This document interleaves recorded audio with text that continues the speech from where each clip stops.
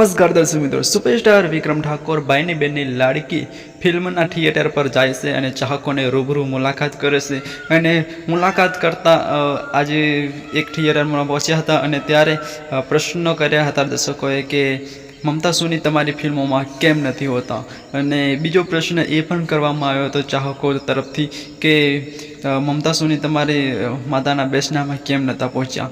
દરેક પ્રશ્ન અહીંયા કરવામાં આવ્યા હતા અને વિક્રમ ઠાકોરે જવાબ પણ આપ્યા હતા. તો આપણે આ વિડીયોમાં તમને કહીશું કે વિક્રમ ઠાકોરે શું કીધું હતું. મમતા સોની વિક્રમ ઠાકોર સાથે કામ કેમ નથી કરતા, તો થિયેટરમાં વિક્રમ ઠાકોરે કીધું હતું મમતા સોનીને અમે મનાવી, અમારા પ્રોડ્યુસરે મનાવી, એમને આગવું નામ બનાવવું હશે. વિક્રમ ઠાકોરે કીધું હતું કે એમને આગવું નામ બનાવવું હશે, એટલા માટે નહીં માનતા હોય. કોઈ અંગત કારણ હશે એટલે માટે કદાચ નહીં માનતા હોય.